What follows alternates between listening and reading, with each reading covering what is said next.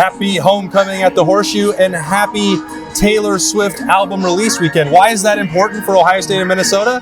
Because Ohio State's never lost after Taylor Swift releases an album. So chalk up a dub for the Bucks on homecoming. It is hot out. It's hot. There's new Taylor Swift jams. Buckeyes are home for the only time in October, and it feels like we're back at the start of August, or the home opener. It's the Big Ten opener for Ohio State in this building against the Gophers. Primetime under the lights, 7:30 on NBC. These are the Pregame Keys. He's Jeremy Birmingham. I am Austin Ward. And we can set the Taylor Swift album reviews aside now and focus on ball. Lots of ball. Minnesota 3-1 coming into the Horseshoe. Big win last week in New Jersey. Feeling good about themselves. Probably shouldn't feel good about themselves. We still don't know what their situation is with Darius Taylor, their star running back. But Ohio State is healthy. Ohio State is ready to go. Nobody that's of note that's expected to miss this game at all for the Buckeyes. We don't know yet for sure. Well, we have a pretty strong inclination. The availability report has not been submitted to the Big Ten, but we are not, as we stand here right now, expecting any starters to miss this game for Ohio State. And that's pretty good news for Ohio State. It's October, and you get to this part of the season, and normally you start to see a little nagging injury here or two pop up, and the Buckeyes have avoided that thus far. Knock on some wood somewhere around here to avoid that happening tonight. But this game, I think, sets up with the way the weather is, this matchup with Minnesota. They've given up almost 600 yards of passing to Rutgers and Cal, and that's not a knock on Cal. Their freshman quarterback's very good. No, it's a knock on Cal. It's a knock. Ohio State should be able to have some success tonight, doing pretty much whatever they want. Minnesota, number 5 in the country against the run, bad against the pass. Does that open up the offense tonight for the Buckeyes? When they are the slowest playing team in the country, fan base kind of wanting a little bit of up-tempo, a little bit more shot-taking, a little more risk-taking. Probably not going to happen though. Right? I mean, this is who they are. I don't know. On the way down here, you tried to convince me that Ohio State would open it up and saw it all over. I think you're just trying to speak it into existence. That's what I want. I don't think that's going to happen. I am on that side of this argument. Like, tonight's the night to take some shots, see what you can do. I do understand with the stretch coming against Illinois and Wisconsin, 2 teams that are also very good against the run. Maybe you want to see what you can establish and try to create a little bit of an identity on that side of the ball today for the offense. But overall, I think this is a night for Julian Sayin and the Buckeye wide receivers to make some impacts. And so to me, that's key number 1. Keep him upright. Let Julian Sayin stay upright, and the Buckeyes will cruise. How about this for a balance and a compromise? Okay. Take the offense that we saw Ohio State run to start the second half last week at Washington. Use that on the first drive of the game against Minnesota. And then if you want to huddle up and use 30-plus seconds before snapping every drive after that, and you'll probably still win comfortably. Ohio State's favored to win this game by 23.5 points.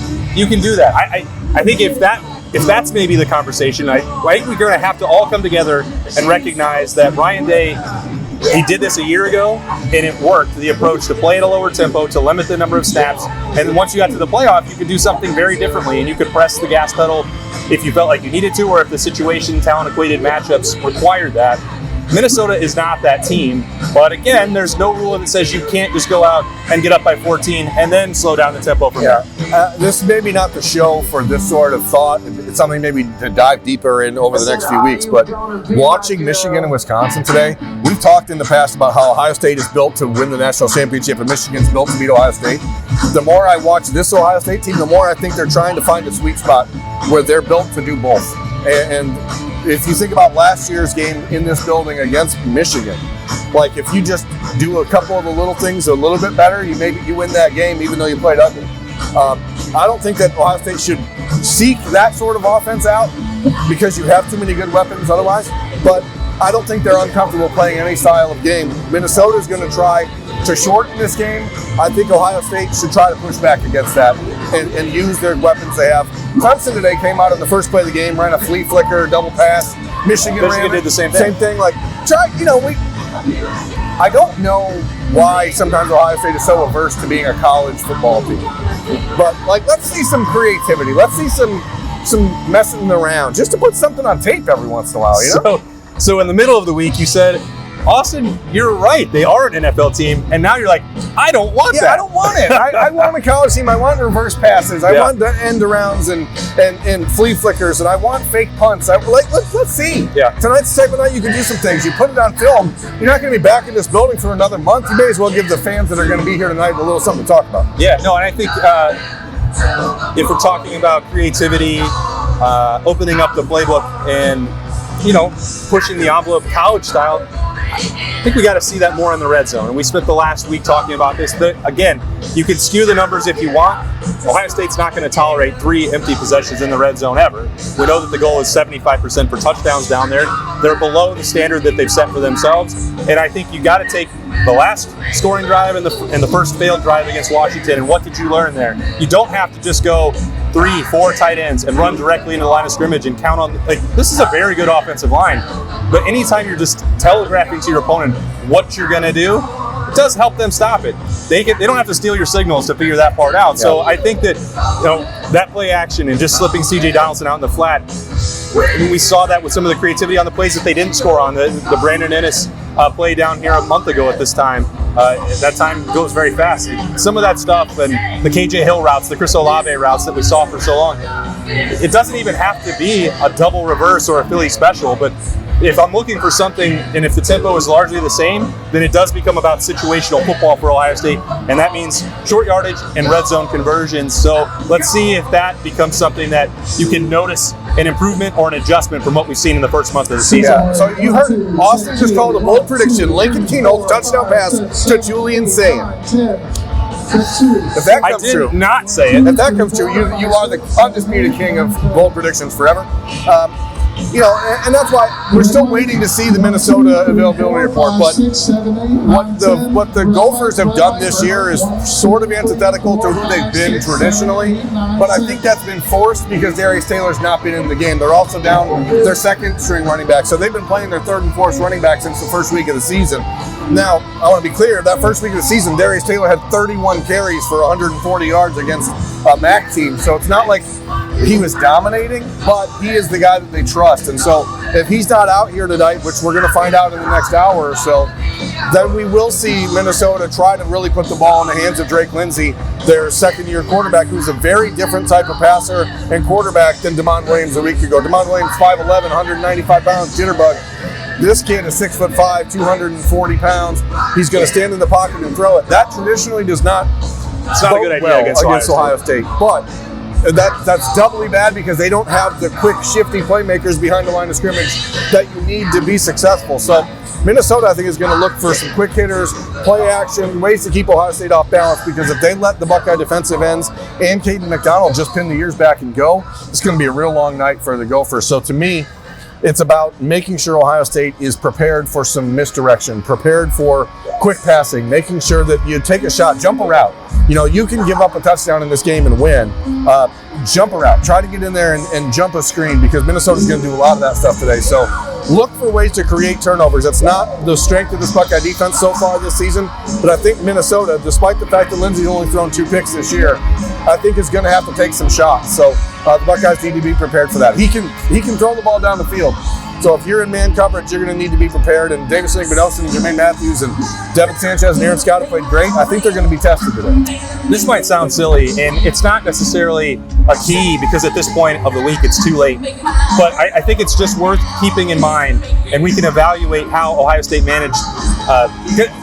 This is the part that sounds silly. It's a night game. Ohio State doesn't play a lot of them in this building, so they're out of their routine, but they're also out of their routine because that flight home from Seattle last week and the body clock and all that stuff is very difficult. It's a long way. I don't think it was coincidence. In fact, it's always intentional when Ryan Day is giving his message. It was like we were in the huddle with the team after practice on Wednesday when he's talking about being desperate and hungry.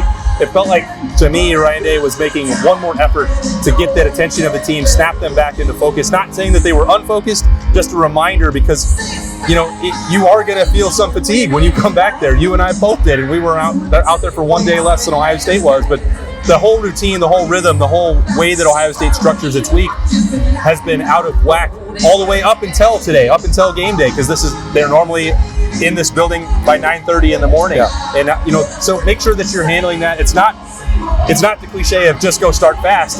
We're going to find out if Ohio State managed the week to the best of their ability, which I know is what Ryan Day was harping on Wednesday. Yeah, that's what he's harping on Tuesday also. You got to come out, and nothing. His mood on Tuesday was very serious. Wednesday saying those things. There is a slight risk of starting to smell your own farts a little bit around here after last week and how good the defense has played and all of the conversation. It does. It smells like a football game down here for the first time this season because this is the warmest it's been on a game day by about 20 degrees. But this is just one of those days where you are going to be trying to fight against the hype around you because everyone expects Ohio State now. The national media's come around, well, maybe they are this good. Maybe they are this good. Maybe the Buckeyes are one of 2 teams in the country that are actually great. And so you want to try to avoid that tonight. Minnesota, PJ Fleck, he knows how to get the best out of his team. They're going to come in here ready to go. Ohio State needs to deliver a punch early. I really think it's important. The Buckeyes have scored 3 points in the first quarter this year against Power 5 teams. Like, that's not good.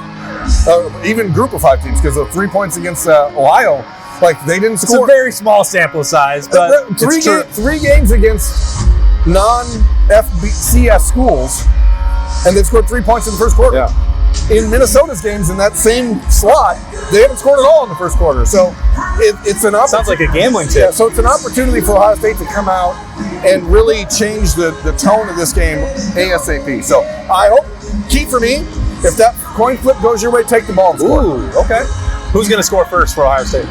Brandon Ennis. Brandon Ennis. Okay. I got 2 touchdowns for him tonight, as you know from watching bold predictions. But that first one will be his reception for a touchdown. All right. That's a bonus bold prediction from Birm to drill down to make that first. So another gambling tip out there. And also Ohio State unbeaten when Taylor Swift albums out. And low-scoring games. I still feel like that's going to be the case. That number, I believe, is at 44.5 right now. If you're curious and if you're interested in that, might be something to take a look at. However it shakes out. Over, under, cover, not cover. We're going to talk about it after the game on the Austin and Birm Show with snap judgments in the notebook. If you missed bold predictions on Friday on the beat, go ahead and check that out. You got plenty of time. You got some time to dive in as we were able to get into a homecoming stadium a little bit early this week as we get ready for Ohio State and Minnesota under the lights. A gorgeous October day in Columbus, Ohio. Hope you enjoy the game wherever you are. He's Birm, and I'm Austin. We'll talk to you afterwards. See ya.